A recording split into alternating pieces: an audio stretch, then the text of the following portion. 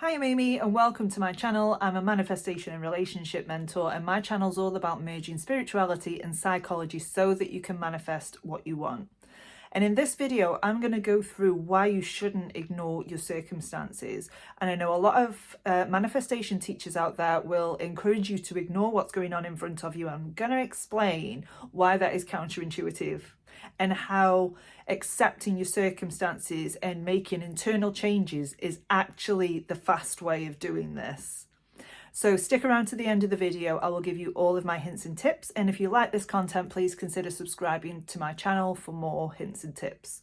So let's dive into this one. So we often hear circumstances don't matter, which is true. They aren't an indicator of your end result. That's two different timelines. So what's happening now has got nothing to do with your end result. So that's reason number one why you don't need to be afraid of your circumstances, because they're not in any way connected to what your end result is. Okay, so I often hear from clients or questions that are asked on Reddit that, oh, we're not in contact, or oh my God, he's with somebody else, or I haven't received a text message. I had 2 third parties on my journey and I simply could not ignore what was going on. I couldn't. And there was a reason why I shouldn't have ignored it, because ultimately the circumstances that are happening right now have been put there by a force much bigger than you are, so that you can see what's going on internally, because the outside world or reality is a mirror of your internal world, which is the second reason you don't need to be afraid of your circumstances, because your circumstances are literally a reflection of what your inner state is. Okay, so if you are somebody who avoids their current circumstances, and if you've been taught to affirm over the circumstances or visualize more, or simply that you should just move to the end results, that is not helping you and it's not helpful. So if you are a person that really struggles with their current circumstances, this video is for you, because by accepting the circumstances as they are and dealing with the trigger that comes up, this is actually the fast way of manifesting. That's right, it's the fast way. Ignoring it and affirming over it, or pretending that it's not there, or imagining something else instead, can make you feel delusional. And I know, because I've tried it. I've tried to imagine that there wasn't a third party, for example.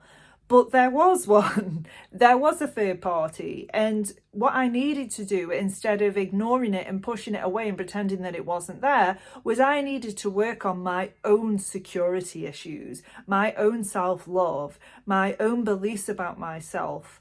And that was really what that situation was bringing to me. It was teaching me that my self-concept wasn't the self-concept of the person that had the thing that I wanted.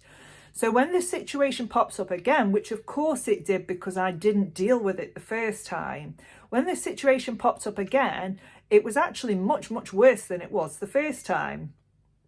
But what I did, instead of trying to ignore it, I couldn't physically ignore it even though I tried to. It was popping up everywhere. So what I did instead was I looked at how that situation was making me feel.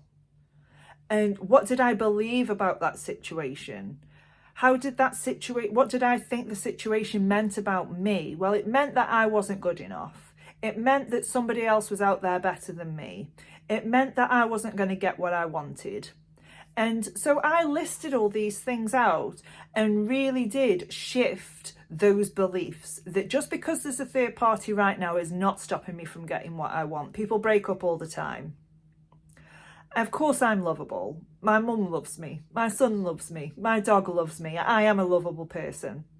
And I worked on my self-concept so that this situation went away all on its own. And I can even remember thinking to myself on this particular day that he would dump anyone for me, because I'm a great partner and he knows that I'm a great partner.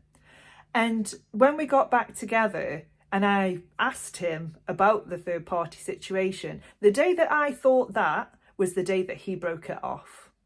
So I didn't have to do anything to the outside. I didn't have to ignore the outside. I didn't have to deny it or pretend it wasn't there. I literally changed who I was internally and shifted into that. So the outside world then mirrored my confidence. It mirrored my security. It mirrored my lovableness, so that I got back into the relationship with him. Now, by doing this work, and by changing myself, which, as I said before, is not the long way. People think that the healing way is the long way, and it's not. It's the short way. And it's also the way that you're going to get permanent results, because even though we broke up since then for longer periods of time, that third party situation never came up again.